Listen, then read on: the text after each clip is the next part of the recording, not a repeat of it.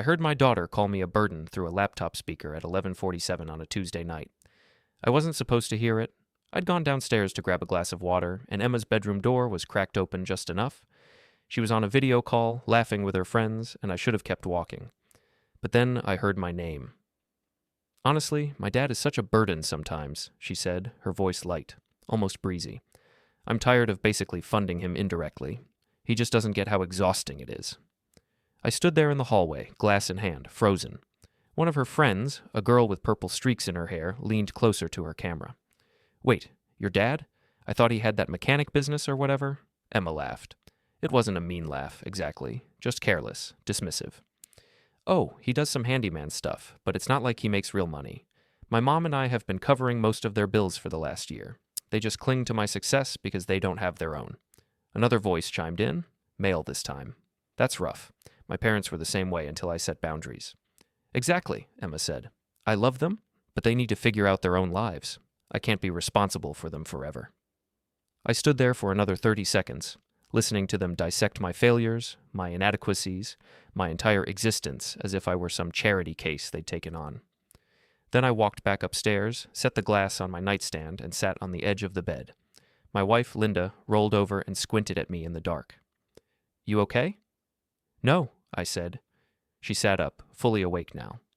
"What happened?" I told her, every word, every laugh, every casual dismissal. Linda didn't look surprised. She looked sad, which somehow made it worse. "You knew," I said. "I suspected." She reached over and turned on the lamp. Her face looked tired, lined with something heavier than exhaustion. She told her in-laws we begged her for help to cover our bills. I stared at her. "What?" "2 months ago, at Thanksgiving, I overheard her telling Ryan's mother that we were struggling and she'd been helping us stay afloat." Linda's voice was calm, but her hands were shaking. "I didn't want to tell you because I knew it would hurt." "She told them we begged her?" I repeated, the words tasting bitter. "Yes." I stood up and paced to the window, looking out at the quiet street below. Our house was small, but paid off. The truck in the driveway was mine, no loan, no lease. The savings account had 6 figures. The rental properties, 3 of them, brought in steady income every month. I'd worked for 37 years to build this, quietly, without fanfare, because I didn't need anyone to know. Emma didn't know. She'd never asked. She just assumed. And now she was telling people I was a burden. "I want to see the accounts," I said. Linda got out of bed and pulled her laptop from the desk. We sat together on the couch in our bedroom, and she opened the spreadsheet she'd been maintaining for the last 3 years. Every payment, every transfer, every bill we'd covered for Emma since she'd started graduate school. Rent, $1,800 a month for the last 26 months. That was $46,800. Tuition, $22,000 a year for 2 years, plus fees. That was $47,000. Utilities, $150 a month, averaged, another $3,900. Car insurance, $140 a month, another $3,640. Medical expenses, $4,200 for an emergency root canal and some therapy sessions she'd said her insurance wouldn't cover. Emergency fund, I'd transferred $10,000 into her account last year when she said she needed a safety net. The total sat at the bottom of the screen like a judge's gavel, $117,540. "She doesn't know," Linda said quietly. "She thinks the scholarships and her stipend cover everything." "I told her the stipend wouldn't be enough," I said. "I told her I'd handle it so she could focus on school." "And she took that as charity," Linda said. "Or worse, as us being dependent on her success." I closed the laptop. My hands weren't shaking. My voice wasn't rising. I felt calm. Unnaturally calm. The kind of calm that comes right before a storm decides to flatten a town. "I'm cutting her off," I said. Linda looked at me, searching my face. "Completely?" "Completely." "She'll panic." "Good." Linda didn't argue. She just nodded, slowly, and I saw something shift in her expression. She wasn't going to talk me out of this. She was going to help me. We spent the next hour going through every automatic payment, every linked account, every bill that had my name or Linda's name attached to Emma's life. I called the bank's automated line and canceled the recurring transfers. I logged into the landlord's portal and removed my credit card from her rent payments. I sent an email to the university's billing office, requesting that my authorization to pay on her account be revoked immediately. By 2:01 a.m., it was done. Emma's financial safety net had evaporated. "She won't notice for a few days," Linda said, staring at the screen. "Rent's not due until the 15th. "I know." "And when she does notice?" I leaned back on the couch and closed my eyes. Then we'll see how much of a burden I really am. Linda reached over and took my hand. Her grip was firm, steady. You're not doing this to hurt her, she said. You're doing this to teach her. Maybe, I said. Or maybe I'm just tired of being invisible. We didn't sleep that night. We sat there in the dim light of our bedroom, holding hands, waiting for the fallout we knew was coming. Silence, I'd learned over the years, was underrated. People filled silence with assumptions, with anxiety, with their own guilt. Silence forced people to confront what they'd done without you saying a single word, and I was very, very good at silence. The next morning, I went to work like nothing had changed. I ran my handyman business out of a small shop on the edge of town, fixing cabinets, refinishing furniture, doing custom woodwork for clients who appreciated craftsmanship. I didn't advertise much, didn't need to. Word of mouth kept me busy, and the rental properties kept me comfortable. Emma thought I was barely scraping by. She'd never asked to see a tax return, never wondered how we'd paid off the house or kept 2 cars running or took a vacation to the coast every year. She just assumed I was struggling because I worked with my hands and didn't wear a suit. Her husband, Ryan, was worse. He worked in marketing for some tech startup, made decent money, and treated me like I was a relic from a bygone era. Every time we had dinner together, he'd make some comment about the gig economy or manual labor, with this patronizing smile that made me want to break his nose. But I'd smiled back, played the part, let him think I was harmless. Not anymore. Around noon, my phone buzzed. A text from Emma. Hey, Dad, can you call me when you get a chance? Need to talk about something. I put the phone back in my pocket and kept sanding the table in front of me. She called an hour later. I let it go to voicemail. She called again at 3:12 p.m. Voicemail. At 5:30, she sent another text. Dad, it's kind of urgent. Please call me back. I drove home, showered, and sat down to dinner with Linda. We ate in silence, and halfway through the meal, my phone rang again. This time, I answered. Hey, sweetheart, I said, my voice even. Dad. Oh my God, finally. She sounded stressed, but not panicked yet. I need to talk to you about something. Can you come over? I'm having dinner. What's going on? I don't want to do this over the phone. Can you just come over? Please? Emma, I've had a long day. If it's important, just tell me. There was a pause. Then, I got a notice from my landlord. He said my rent payment didn't go through. Okay, I said. Did you check your account? Yes. And, Dad, I don't understand. The automatic payment should have gone through, but it says it was declined. Did something happen with the card you have on file? I removed it, I said. Silence. You removed it? Yes. Why? I took a bite of my dinner, chewed slowly, swallowed. Because I decided to stop paying your rent. Another pause, longer this time. What? I'm not paying your rent anymore, Emma, or your tuition, or your utilities, or your car insurance. Dad, what the hell are you talking about? I'm talking about you calling me a burden, I said, my voice still calm. I'm talking about you telling your friends you're tired of funding me. I'm talking about you lying to Ryan's family about us begging you for help. I heard her breath catch. Dad, that's not...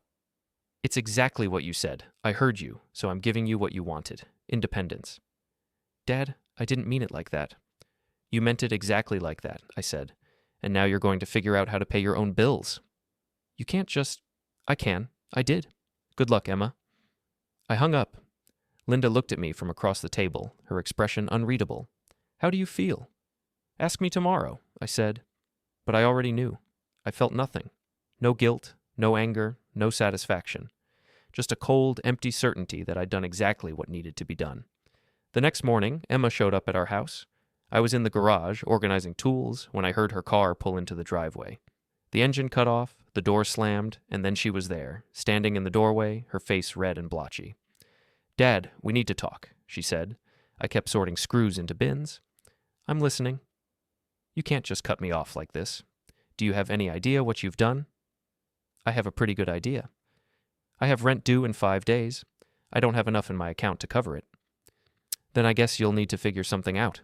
She stared at me like I'd just spoken in a foreign language. Dad, I'm your daughter. I'm aware. Then why are you doing this? I set down the bin of screws and turned to face her. Because you called me a burden, Emma. Because you told your friends I don't make real money and that you've been covering my bills. Because you lied to Ryan's family about us begging you for help. Her face went pale. You heard that? Every word. Dad, I didn't mean. Yes, you did. I picked up another bin and kept working.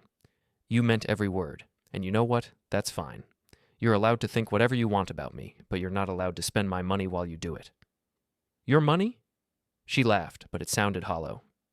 Dad, I have a stipend. That covers maybe a third of your expenses, I said. I've been covering the rest. $540 over the last 2.5 years. Rent, tuition, utilities, insurance, medical bills, emergency fund, all me. She went silent. You didn't know that, did you? I asked. I thought the scholarships... There are no scholarships, Emma. There's me. There's always been me. Her eyes filled with tears, but I didn't stop. You wanted to be independent, I said. You wanted me out of your life. Congratulations, you got your wish.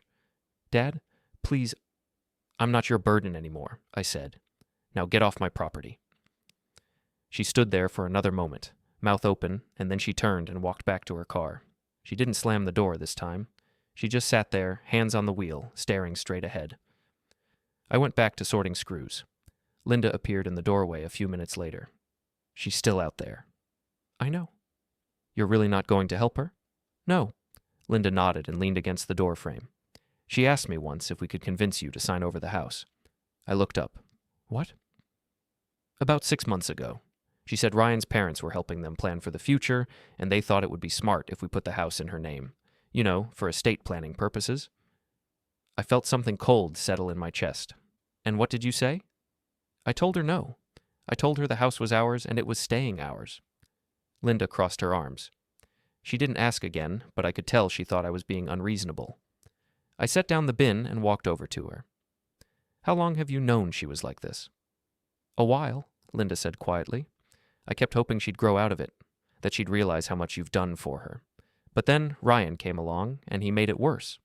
He's the one who keeps pushing this idea that they're self-made, that they don't need anyone.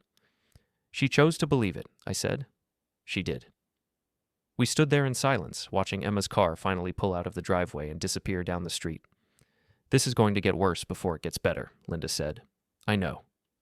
Are you ready for that? I thought about the video call, the careless laughter, the easy dismissal of everything I'd built and sacrificed and given. I thought about Ryan's smug smile and Emma's lies and the way they'd rewritten reality to make themselves the heroes of a story they hadn't even earned. Yeah, I said, I'm ready. Before we continue, hit the hype button, subscribe, and like the video to help the channel grow. Tell us which city you are from in the comments, and we'd love to get to know our audience better. The first notice arrived on a Saturday. Emma had been texting me nonstop for 3 days, alternating between apologies and accusations. I didn't respond to any of them. Linda had blocked her number after Emma sent a message at 2 a.m. accusing us of sabotaging her future. The notice came from her landlord, a guy named Phil, who owned a few properties around town. I'd done some work for him a couple of years back, refinished his kitchen cabinets, fixed a deck that was rotting out. He'd paid well and referred me to 2 other clients. He called me directly that Saturday morning. Hey, listen, Phil said, his voice uncomfortable. I hate to bother you with this, but your daughter's rent is overdue. I sent her a notice yesterday, but I wanted to give you a heads up, too. I appreciate it, Phil, but I'm not covering her rent anymore. There was a pause. Oh, okay. I just thought, you've been paying it for a while, so I figured... Not anymore, I said. She's on her own. Got it. He cleared his throat. Well, just so you know, if she doesn't pay by the end of the month, I'll have to start the eviction process. I don't want to, but do what you need to do, I said. I'm not getting involved. After I hung up, Linda looked at me from across the kitchen table. Phil called? Yeah. And I told him Emma's problem is Emma's problem. Linda nodded and went back to her coffee. She'd been quieter than usual the last few days, and I could tell she was processing everything in her own way. Linda wasn't the type to second-guess a decision once it was made, but she also wasn't the type to enjoy watching her daughter spiral. I wasn't enjoying it either, if I'm being honest, but I wasn't stopping it. Emma called me an hour later, crying. Dad, please, I just got a notice from my landlord. He says I'm being evicted if I don't pay by the end of the month. I don't have the money. I need your help. Then get the money, I said. How? My stipend doesn't cover rent. You know that.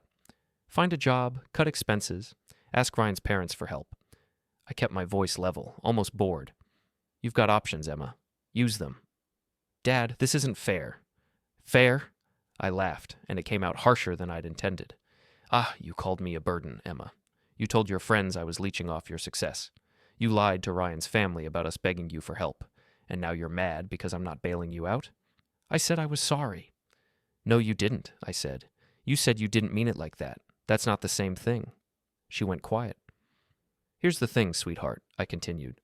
You wanted me out of your life. You wanted to be independent. So be independent. Figure it out. I can't believe you're doing this. Believe it. I hung up again. Linda didn't say anything, but I saw the way her jaw tightened. She was angry, too. Not at me, but at Emma, at Ryan, at the situation we were in. She's going to come here, Linda said. She's going to show up and make a scene. Let her. And if Ryan comes with her? I looked at my wife, and I felt that cold certainty settle in my chest again. Then Ryan and I are going to have a conversation. Linda held my gaze for a moment, then nodded. Okay. Emma didn't come that day, or the next. But on Monday night, Ryan showed up. I was in the garage again, working on a dresser for a client, when I heard his car pull up. The engine was loud, some kind of aftermarket modification that made it sound more expensive than it was. I didn't look up when he walked in. We need to talk, Ryan said. I kept sanding. About what you're doing to Emma. I'm not doing anything to Emma, I said. I'm just not paying her bills anymore. You're punishing her for something she said in private. She said it about me, I said. That makes it my business. Ryan stepped closer, his arms crossed. He was tall, lean, the kind of guy who probably played lacrosse in college and still wore the same haircut. Look, I get it. Your feelings are hurt, but you're being petty. I stopped sanding and looked up at him. Petty. Yeah. Emma made a mistake. She said something she didn't mean, and instead of talking to her about it like an adult, you're cutting her off and letting her drown. I set down the sandpaper and stood up. Ryan was maybe an inch taller than me, but I had 40 pounds on him, most of it muscle from 37 years of manual labor. He noticed. Here's the thing, Ryan, I said, my voice calm. Emma didn't make a mistake. She told the truth. She thinks I'm a burden. She thinks I'm a failure. And you know what? She learned that from you. His face went red. That's not... It is, I said. You've been in her ear for 2 years, telling her she's too good for her family, that she needs to set boundaries, that she's self-made, and she believed you, so congratulations. You got what you wanted. I never said... You didn't have to, I interrupted. I've seen the way you look at me. I've heard the little comments you make about manual labor and the gig economy and people who don't have real careers. You think I'm beneath you, and now Emma thinks that too. Ryan's jaw clenched. You're putting words in my mouth. Am I? We stood there staring at each other, and I could see the wheels turning in his head. He wanted to say something, wanted to push back. But he wasn't stupid.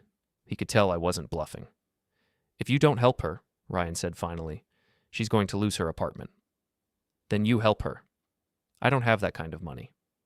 Neither do I lied. Bullshit, Ryan said.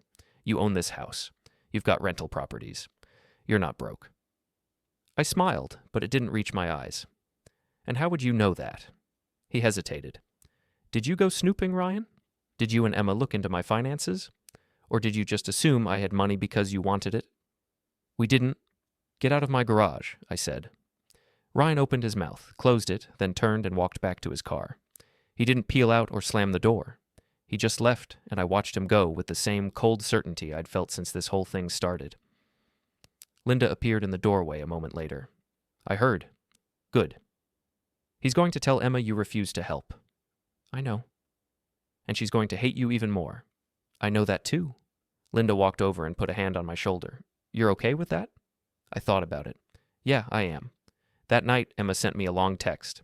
It was filled with typos and caps lock and exclamation points, and the gist of it was that I was a terrible father, that I was selfish and cruel, and that she'd never forgive me. I didn't respond. The next day, I got a call from the university's billing office. They wanted to confirm that I'd revoked my payment authorization for Emma's tuition. That's correct, I said. And you're aware that without payment, she'll be withdrawn from her program? I am. Okay, just wanted to make sure. We'll send her a notice by the end of the week. Thank you. After I hung up, I sat in my truck for a while, staring at the steering wheel. I wasn't second-guessing myself. I was just letting it all sink in. Emma was going to lose her apartment. She was going to lose her spot in graduate school, her entire life, the one she'd built on my money while calling me a burden, was going to collapse. And I was the one collapsing it. Linda would ask me if I felt guilty. The truth was, I didn't. I felt something closer to satisfaction, which probably made me a bad person. But I'd spent 2.5 years sacrificing for a daughter who'd repaid me with lies and contempt, and I was done.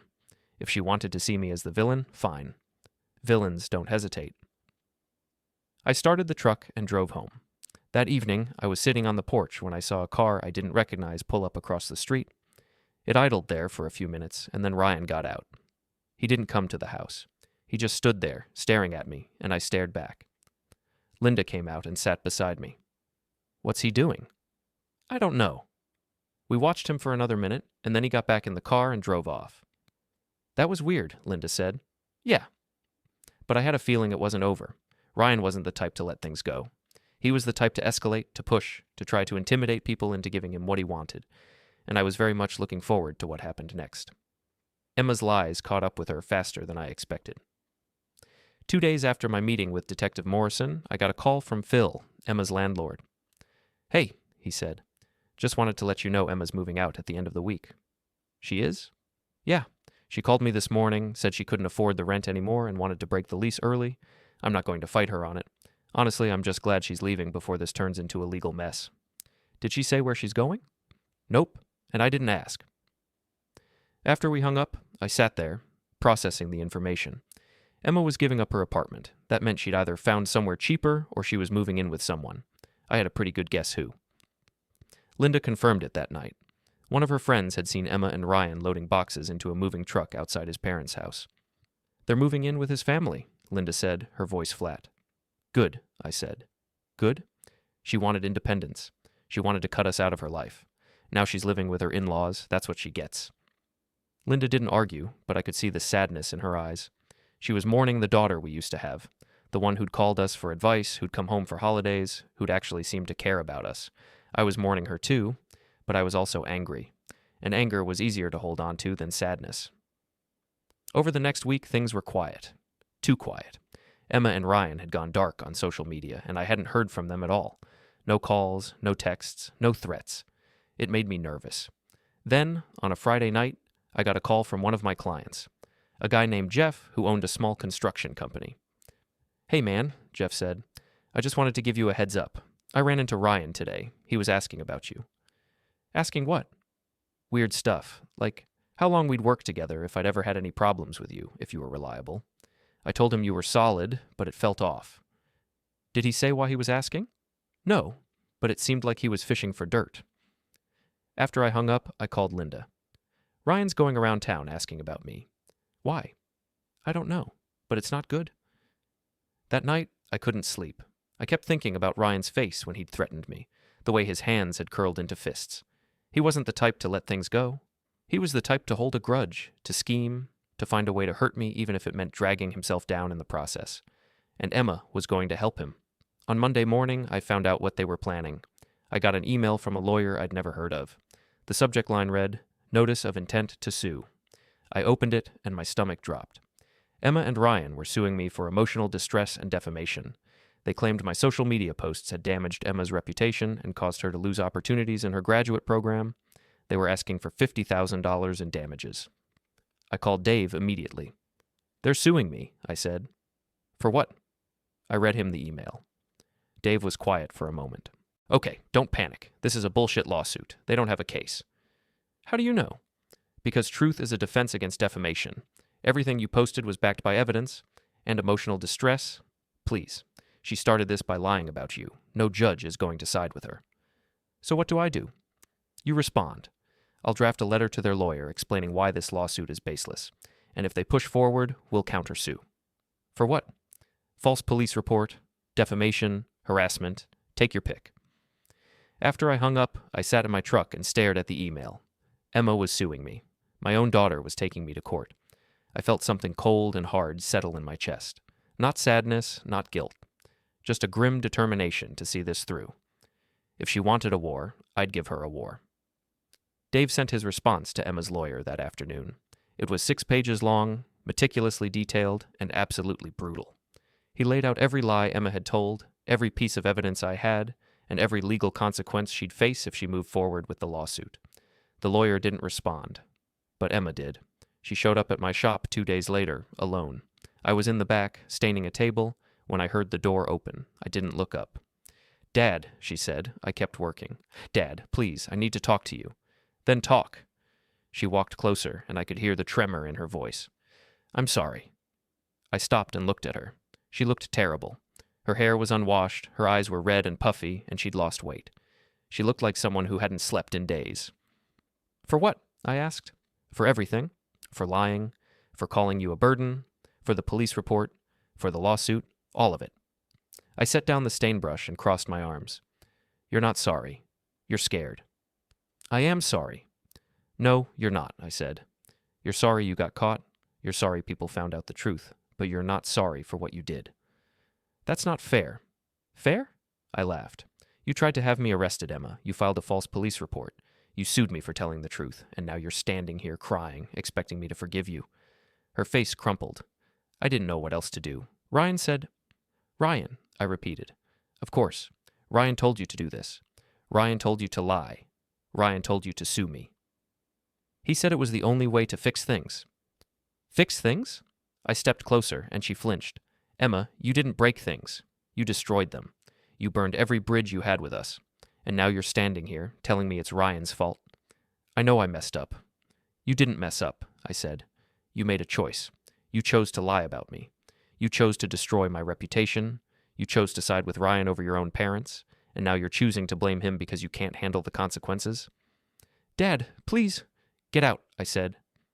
"Dad, get out of my shop, Emma, and don't come back." She stood there, tears streaming down her face, and then she turned and left. I went back to staining the table, but my hands were shaking. Linda called me an hour later. "Emma came by?" "Yeah." "What did she say?" "She apologized. Said it was all Ryan's fault." Linda was quiet for a moment. "Do you believe her?" "No." "Good," Linda said, "because I don't either." That night, I couldn't stop thinking about Emma's face, the way she'd looked at me, desperate and broken. Part of me wanted to believe she was sorry, that she'd finally realized what she'd done. But I knew better. Emma wasn't sorry. She was just out of options, and I was done being her backup plan. The lawsuit was dropped 3 days later. Dave called me with the news. Emma's lawyer withdrew the complaint. No explanation. It's over. Just like that? Just like that. I should have felt relieved. Instead, I felt suspicious. Emma didn't give up that easily. Neither did Ryan. "What do you think happened?" I asked. My guess? Their lawyer realized they didn't have a case and advised them to drop it before they got countersued. Or they're planning something else. "Maybe," Dave said, "but for now, you're in the clear." After I hung up, I sat in my truck and stared at the shop. Something was off. I could feel it. Linda felt it too. When I told her about the lawsuit, she didn't smile. She just nodded and said, "They're not done." "I know. So what do? "We wait," I said, "and we watch." We didn't have to wait long. 2 days later, I was at home when I heard a loud crash outside. I ran to the window and saw my truck, the one I'd parked in the driveway, with a shattered windshield. I ran outside, and Linda followed. The glass was everywhere, glittering in the streetlight. Someone had thrown a brick through it, and on the brick, written in black marker, were 2 words: "Pay up." Linda's face went pale. "Ryan." "Yeah." I called the cops, and they came out to take a report. They dusted for fingerprints, took photos, and asked if I had any idea who might have done it. "My daughter's husband," I said. "You sure?" "Pretty sure." They said they'd follow up, but I knew they wouldn't. There was no proof, no witnesses, just a brick and a broken windshield and my gut telling me Ryan was responsible. After the cops left, Linda and I went back inside. She was shaking. "He's escalating," she said. "I know." "What if he comes after us?" "Then we deal with it." "How?" I thought about it. "By making sure he knows we're not afraid." The next morning, I installed security cameras around the house, 4 of them, covering every angle. If Ryan came back, I'd have footage. But he didn't come back, at least not right away. Instead, Emma did. She showed up at the house on a Saturday afternoon, and this time, she wasn't crying. She looked angry. "We need to talk," she said. "So talk. You need to stop this." "Stop what?" "All of it. The posts, the evidence, the lawyer. You're ruining my life." I leaned against the doorframe and crossed my arms. I ruined your life? That's rich. Dad, I can't get a job. I can't go back to school. Everyone in town thinks I'm a liar. You did this. No, Emma, I said. You did this. You lied about me. You filed a false police report. You sued me. All I did was tell the truth. You humiliated me. You humiliated yourself, I said. I just stopped covering for you. Her face went red. I'm your daughter. And you called me a burden. I said I was sorry. No, you didn't, I said. You said it was Ryan's fault. That's not the same thing. She stared at me, and I could see the moment she realized I wasn't going to back down. Her face twisted, and she started crying again. I don't know what to do, she said. I've lost everything. Then figure it out, I said. You wanted independence. You got it. Dad, please. I stepped back and closed the door. Linda was standing in the hallway, her arms crossed. You okay? Yeah. You think she's telling the truth about not being able to get a job? I don't know, I said.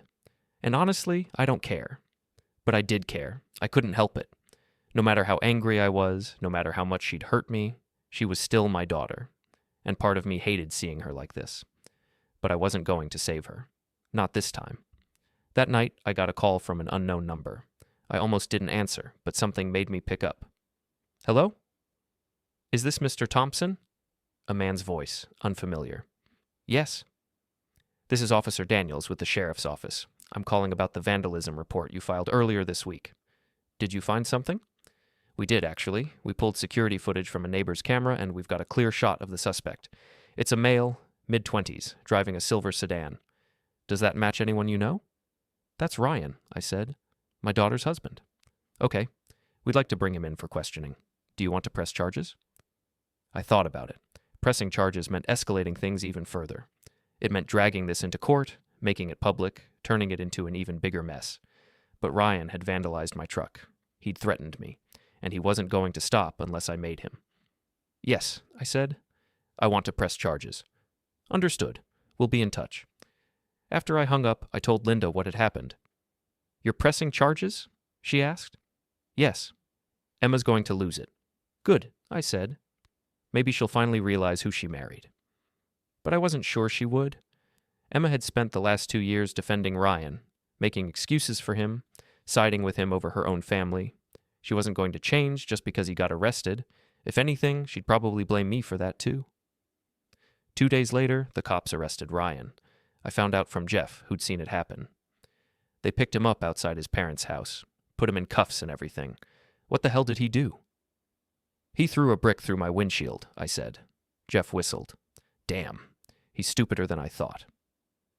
Ryan was released on bail that afternoon, but the damage was done. Everyone in town knew he'd been arrested, and everyone knew why. Emma called me that night, screaming. You got Ryan arrested. Are you happy now? I'm pressing charges because he vandalized my property, I said calmly. He didn't do anything. The cops have footage, Emma. He's on camera. She went quiet. You need to drop the charges, she said finally. No. Dad, please.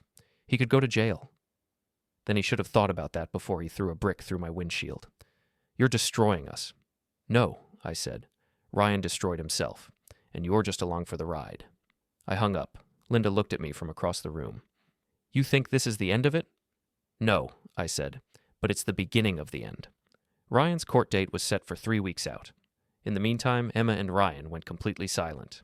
No calls, no texts, no social media posts. It was like they'd vanished. But I knew they were still out there, planning something.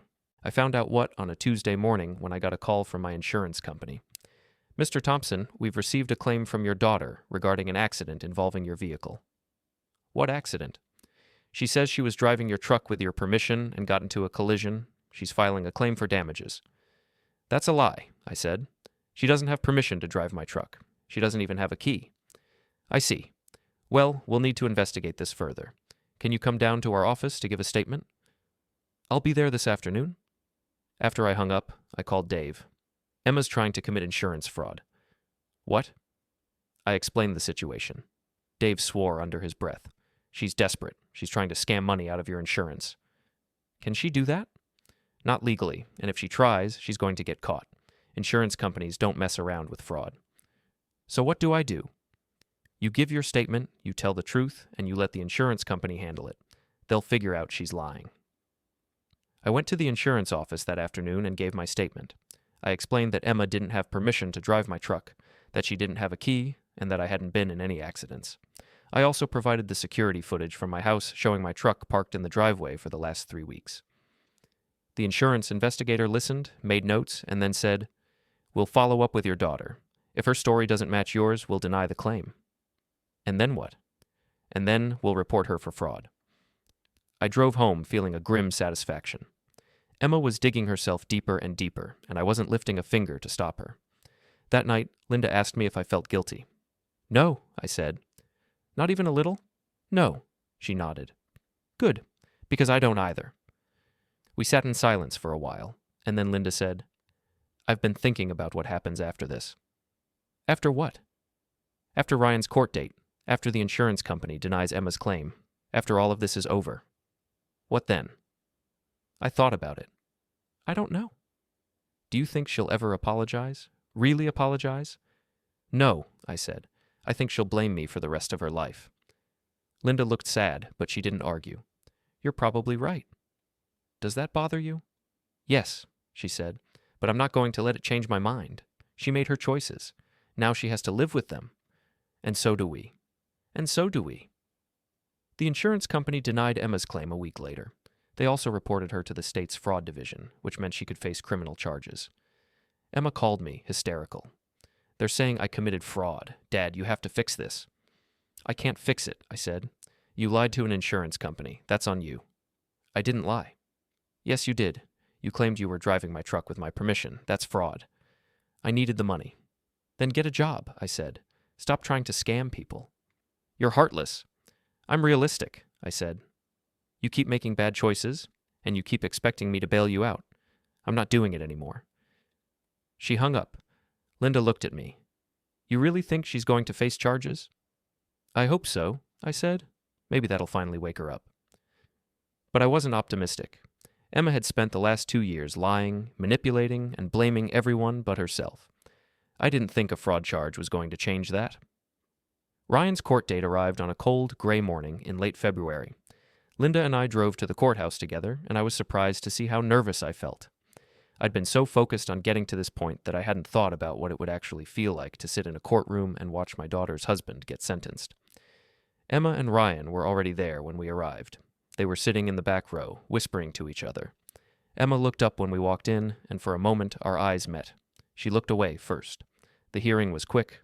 Ryan pled guilty to vandalism and was sentenced to 200 hours of community service and a $1,500 fine.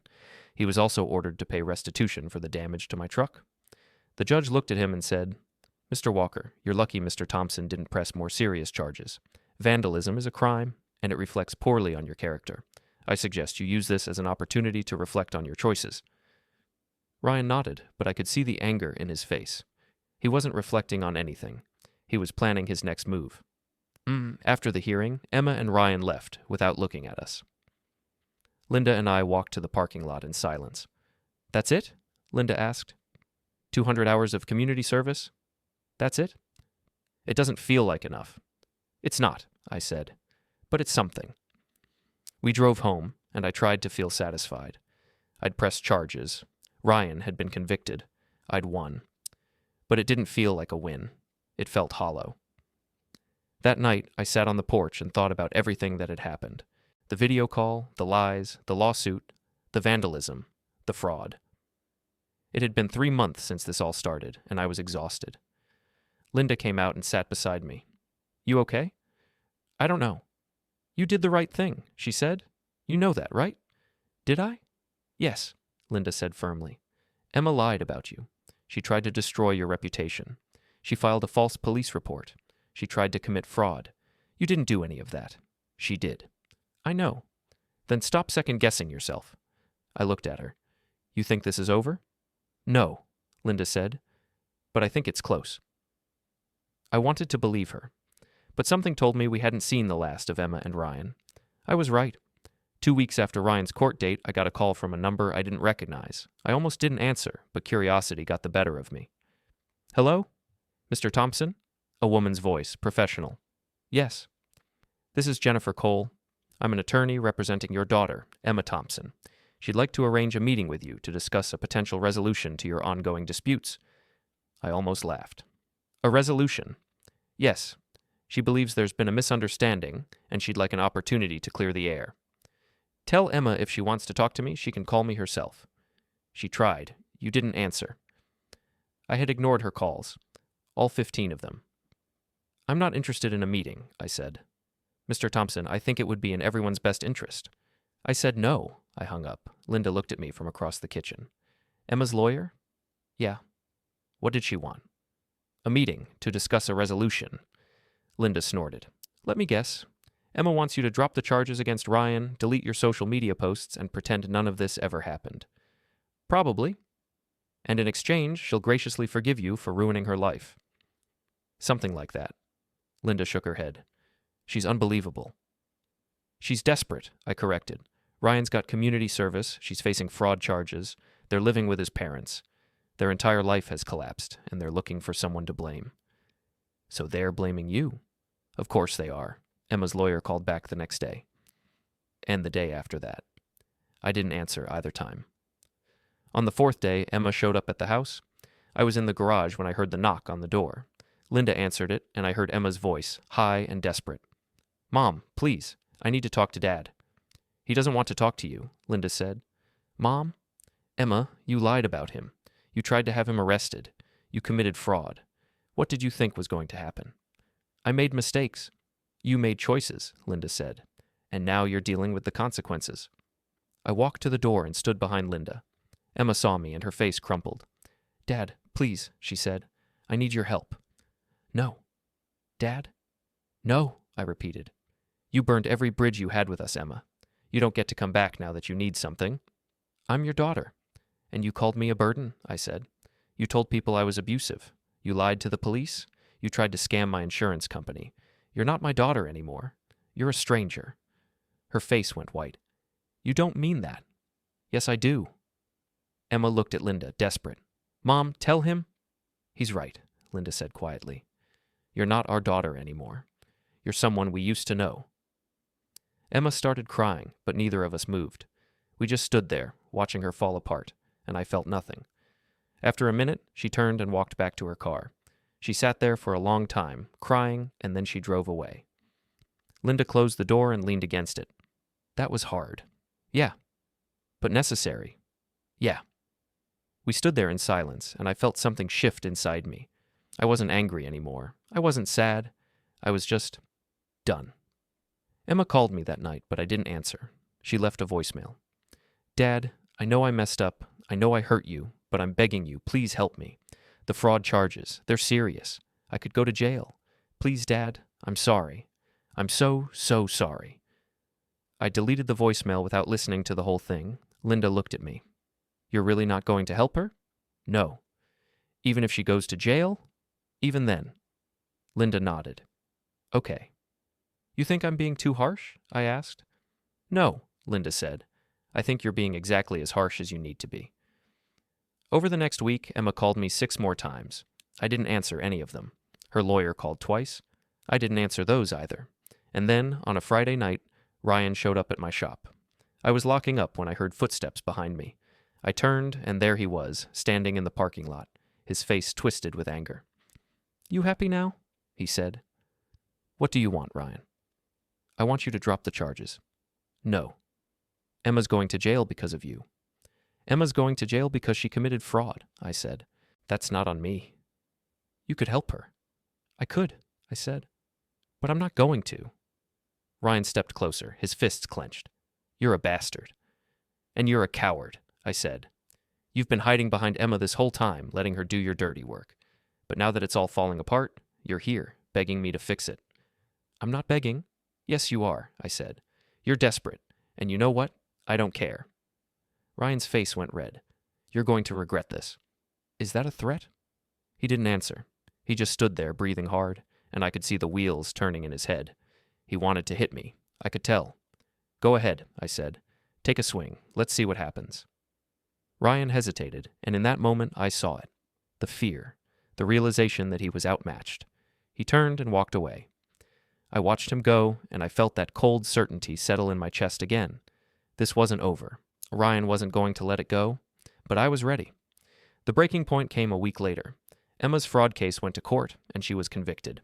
The judge gave her a suspended sentence and ordered her to pay restitution to the insurance company, $8,000 plus court fees. I found out from Dave, who'd been keeping an eye on the case. She took a plea deal, he said. Pled guilty to insurance fraud. She's on probation for 2 years, and if she screws up again, she goes to jail. Good, I said. There's more, Dave said. Ryan's parents kicked them out.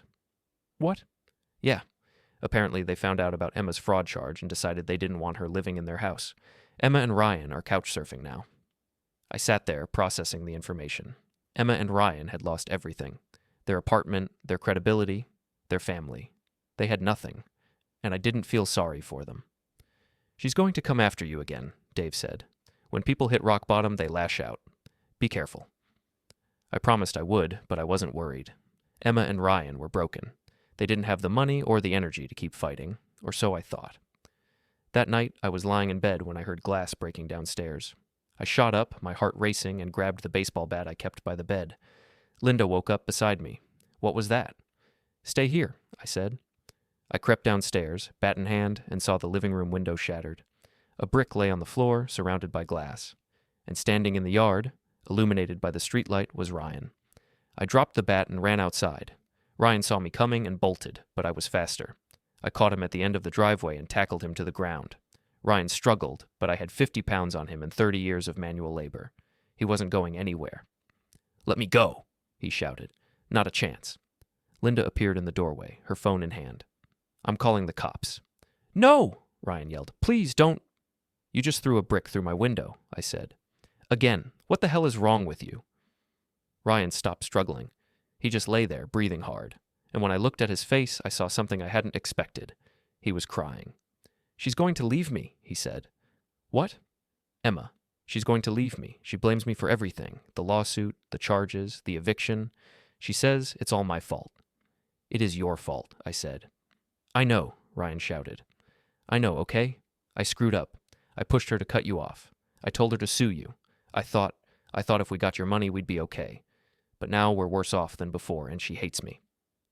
I stared at him, and for a moment, I almost felt sorry for him. Almost. You did this to yourself, I said. You manipulated my daughter. You destroyed my family, and now you're crying because it didn't work out the way you wanted. I didn't mean for it to go this far. Yes, you did, I said. You wanted my money. You wanted to cut me out of Emma's life so you could control her. And now that it's all falling apart, you're looking for someone to blame. I stood up and let him go. He scrambled to his feet, his face red and blotchy. I'm pressing charges, I said. Again. Ryan's face crumpled. Please, get off my property. He stood there for a moment, and then he turned and ran. Linda came outside, still holding her phone. The cops are on their way. Good. We stood there, watching Ryan disappear down the street, and I felt something close to pity stir in my chest.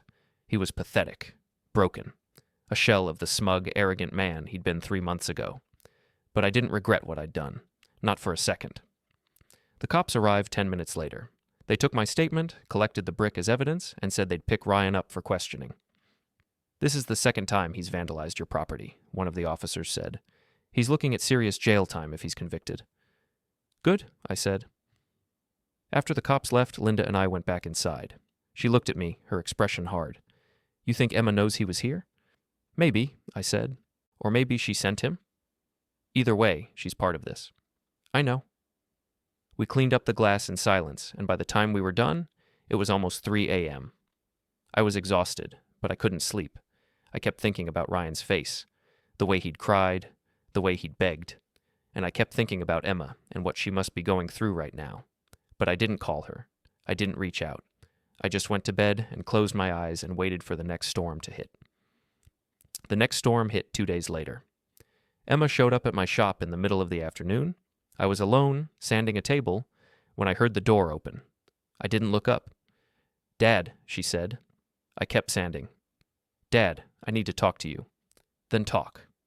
She walked closer, and when I finally looked up, I was shocked by how she looked. She'd lost more weight. Her hair was greasy and tied back in a messy bun. Her clothes were wrinkled. She looked like she hadn't slept in days. "Ryan's in jail," she said. "I know. He's facing 3 years. Good." Her face twisted. "How can you say that?" "Because he vandalized my property, twice. He's a criminal, Emma. He's my husband. And he's going to jail," I said. "That's what happens when you break the law." Emma's eyes filled with tears. "I'm losing everything, Dad. My apartment, my school, my husband, everything." "Then you should have thought about that before you lied about me." I said I was sorry. "No, you didn't," I said. "You said it was Ryan's fault. You never took responsibility for what you did." "Because you won't let me," she shouted. "Every time I try to apologize, you shut me down." "Because your apologies are bullshit," I said. "You're not sorry for what you did. You're sorry you got caught." Emma stared at me, and then she did something I didn't expect. She laughed. It was a bitter, hollow sound, and it sent a chill down my spine. "You know what?" she said. "You're right. I'm not sorry. I'm not sorry I called you a burden, because you are a burden. You've always been a burden. My whole life, you've been the shadow hanging over me, reminding me that I'm not good enough, that I'll never be good enough." "That's not true." "Yes, it is," she shouted. "You think you're so perfect, with your quiet little life and your rental properties and your manual labor. But you know what? You're small. You've always been small. And I didn't want to be small like you." I felt something cold settle in my chest. "So you married Ryan?" "Yes," she said. "I married Ryan because he wanted more. He wanted success. He wanted a life that mattered. And I wanted that too." "And where did that get you?" I asked. Her face crumpled. "It got me here." "Exactly," I said. "You wanted to be bigger than me. You wanted to prove you were better, and now you're standing in my shop, broke and desperate, begging me for help." "I'm not begging." "Yes, you are," I said. "You've been begging for months, and I'm done listening." Emma's face went red. "Fine. You want me to say it?" "I'm begging. I'm begging you to help me. Please, Dad. I have nowhere else to go." I looked at her, and for a moment, I saw the little girl she used to be. The one who'd climb into my lap and ask me to read her bedtime stories. The one who'd cried when I dropped her off at kindergarten. The one who'd told me I was her hero. That little girl was gone. "No," I said. "What?" "No," I repeated. "I'm not helping you." "Dad, you made your choices, Emma. You chose Ryan. You chose to lie about me. You chose to destroy everything we built together, and now you're dealing with the consequences." "I'm your daughter. You stopped being my daughter the day you called me a burden," I said. "Now get out of my shop." Emma stood there staring at me, and then she did something that caught me completely off guard. She started laughing again. It was a wild, unhinged sound, and it made my skin crawl. "You know what the worst part is?" she said. "I actually believed you cared about me. I actually thought you loved me, but you don't. You never did. You just loved the idea of me." "That's not true." "Yes, it is," she said. "You loved the version of me that did what you wanted. The version that thanked you for your sacrifices and told you how great you were. But the moment I stopped being that person, you threw me away." "I didn't throw you away," I said. "You left." "Because you made it impossible to stay," she shouted. "You turned everyone against me. You destroyed my reputation. You got Ryan arrested. You ruined my life." "I told the truth," I said. "That's all I did." "The truth?" She laughed again. "The truth is, you're a vindictive, controlling old man who can't stand the idea of his daughter being independent. And now you're standing here, pretending you're the victim." I felt anger flare in my chest. "Get out." "No." "Emma, I'm not leaving until you admit it," she said. "Admit that you did this. Admit that you destroyed my life because I hurt your feelings." "I didn't destroy your life," I said. "You did that all on your own." She stared at me, her face twisted with rage, and then she grabbed the table I'd been working on and flipped it over. The crash was deafening. "Feel better?" I asked. She didn't answer. She just stood there, breathing hard, and then she turned and walked out. I stood in the middle of my shop, surrounded by broken wood and overturned furniture, and I felt nothing. Linda called me an hour later. "Emma came by." "I know." "She said you refused to help her." "I did." Linda was quiet for a moment. "She also said you're a vindictive old man." "She said that to you?" "Yes." "And what did you say?" "I told her she was right," Linda said, "and then I told her never to come back." I closed my eyes and leaned against the wall. "It's over, isn't it?" "Yes," Linda said. "It's over." But it wasn't. Not quite. That night, I got a text from Emma. It was short, bitter, and final. I hope you're happy. You got what you wanted. I'm out of your life. Congratulations. I stared at the message for a long time, and then I typed a response. You were out of my life the moment you called me a burden. I just stopped pretending otherwise. I hit send and blocked her number. Linda came into the bedroom a few minutes later. You okay? Yeah. You sure? Yeah, I said. I'm sure. She sat beside me on the bed, and we sat there in silence, holding hands. Do you regret it? She asked. No, I said. Do you? No. We sat there for a while longer, and then Linda said, What now? Now? I thought about it. Now we move on? And we did. I went back to work. I finished the table Emma had flipped over. I took on new clients. I spent time with Linda. I lived my life. And I didn't think about Emma. Well, that's not entirely true. I thought about her sometimes. Late at night, when I couldn't sleep, I thought about the little girl she used to be and the woman she'd become, and the choices that had led her here. But I didn't regret what I'd done, not for a second. 3 weeks later, I got a call from Dave. Ryan took a plea deal, he said. 2 years in jail, followed by 3 years of probation. And Emma? No idea. I haven't heard anything about her. Good, I said. And that was it. The end of the story. Emma and Ryan disappeared from my life, and I didn't go looking for them. I heard rumors, of course. Someone said Emma had moved out of state. Someone else said she'd dropped out of grad school, but I didn't know for sure, and I didn't ask. Because it didn't matter. Emma had made her choices. She'd burned her bridges.